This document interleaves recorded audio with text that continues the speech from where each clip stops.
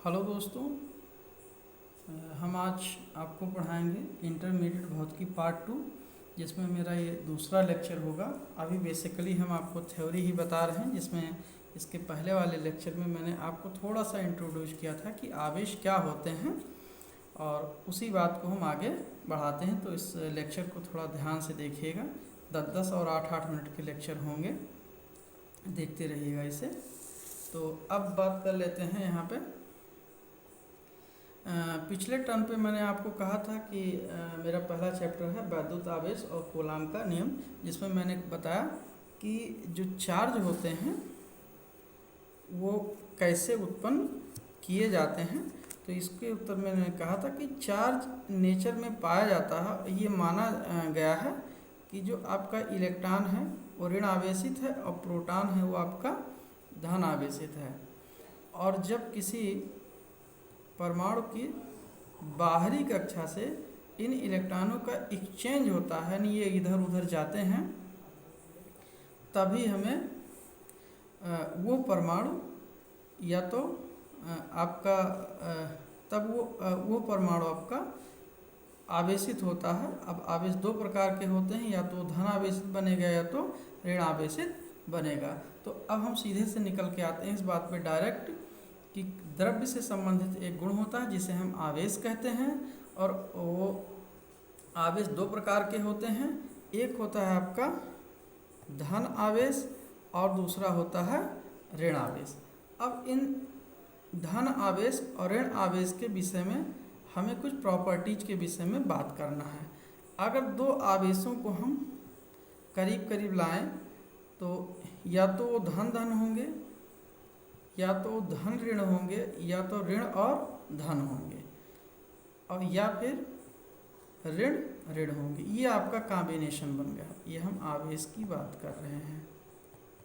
आवेश दो प्रकार के होते हैं, एक होता है धन आवेश, एक होता है ऋण आवेश। इनको हम पास पास में रख रहे हैं। तो या तो दोनों धन धन रखेंगे, या तो एक धन होगा या तो एक ऋण होगा, या पहला ऋण दूसरा धन, या दोनों ऋण ऋण। तो अगर सेम प्रवृत्ति के हैं यहाँ पे, तो इन दोनों में प्रतिकर्षण लगेगा। कौन सा बल लगेगा? प्रतिकर्षण। यहाँ कौन सा बल लगेगा? प्रतिकर्षण। तो अभी आपको इतना ही समझना है कि अगर दो आवेश मैं करीब में लाता हूँ तो इनके मध्य प्रतिकर्षण का बल लगेगा। और अगर दो आवेश ऐसे हैं कि एक धन है एक ऋण है, या एक ऋण दूसरा धन, तो इनके मध्य कौन सा बल लगेगा? आकर्षण का बल लगेगा। तो इतना आपको माइंड में रखना है। अब फिजिक्स डील करती है किसके साथ? नियम के साथ। फिजिक्स में कोई बूझने वाली बात नहीं होती है। तो इसकी डीलिंग हम किस नियम से करेंगे? वो डीलिंग होगी मेरा कूलाम का नियम। तो अभी हम आपको कूलाम का नियम नहीं पढ़ाने जा रहे हैं, बल्कि अभी आवेश से संबंधित हम कुछ अन्य बातों को भी पढ़ाने जा रहे हैं, जिसमें आप ध्यान से समझिएगा। एक आपकी जानकारी के लिए हम बता देते हैं कि जो आवेश का दो कैटेगरीज किया गया है, उनके वैज्ञानिक का नाम है बेंजामिन फ्रैंकलिन। बेंजामिन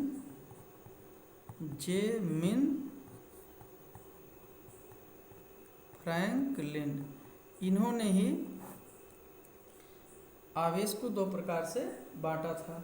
दूसरी बात आप जान लीजिए कि आवेशों की प्रकृति का निर्धारण स्वैच्छिक है। एक लाइन समझिए, आवेशों की प्रकृति का निर्धारण स्वैच्छिक है।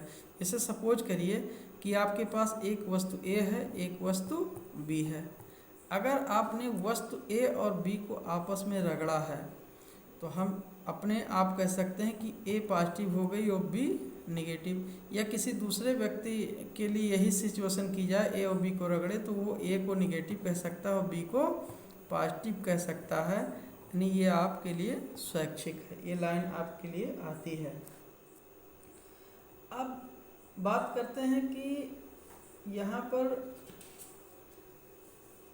आवेश कौन सी राशि है। नॉर्मली आप देखें तो जब इंटर फर्स्ट ईयर में आप पढ़ते हैं तो वहाँ पढ़ाया जाता है कि भौतिक राशियाँ दो प्रकार की होती हैं। एक होती है मूल राशियाँ, एक होती है व्युत्पन्न राशियाँ, ये उसकी उत्पत्ति के आधार पर पढ़ाते हैं।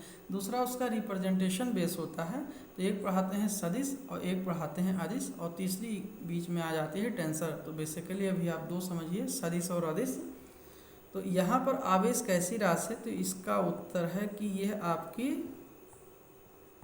अदिश राशि है। कौन सी राशि है? अदिश राशि है। तो चार्ज के बारे में बात किया जाए तो ये आपका अदिश राशि होता है। अब कुछ प्रॉपर्टी के विषय में हम आते हैं, आवेश की प्रॉपर्टीज। आवेश की प्रॉपर्टीज यानी गुण।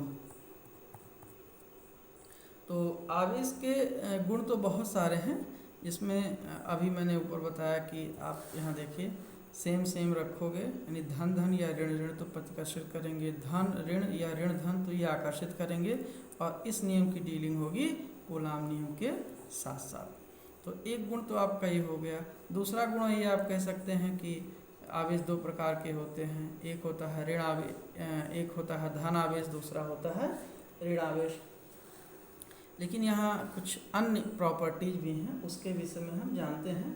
पहली बात इसमें जो लिखेंगे वो ये है कि किसी आवेशित वस्तु के आवेश पर वस्तु की गति का कोई प्रभाव नहीं पड़ता।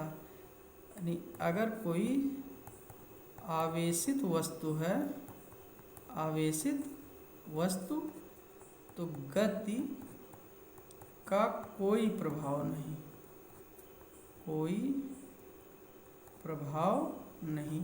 इसका मतलब क्या है? जैसे सपोज करिए कि मेरा यह वस्तु A है और ये आपका धन आवेशित है, ठीक। इस पर मैंने कितना चार्ज कर लिया? धन आवेश। इसको हम मूव करवा रहे हैं वेग B से।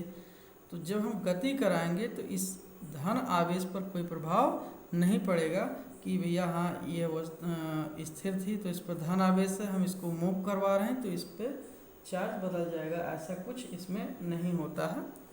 और दूसरा नियम होता है संरक्षण नियम।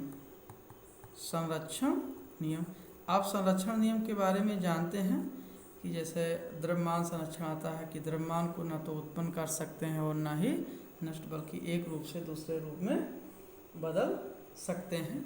उसी प्रकार से यहाँ आवेश का भी संरक्षण होता है। मतलब आवेश किसी भी प्रक्रम में, वो चाहे रासायनिक प्रक्रम हो, चाहे भौतिक प्रक्रम हो, चाहे नाभिकीय प्रक्रम हो। नाभिकीय प्रक्रम में आपका आता है रेडियो एक्टिविटी, जिसे हम रेडियो एक्टिवता भी कहते हैं। तो किसी भी परिस्थिति में आवेश हमेशा संरक्षित होता है।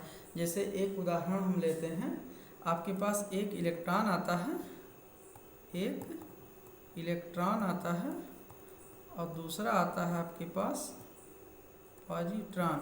तो इलेक्ट्रॉन और पॉजिट्रॉन जब एक दूसरे के समीप आते हैं तो यहाँ पर भी आवेश के संरक्षण का नियम का पालन होता है।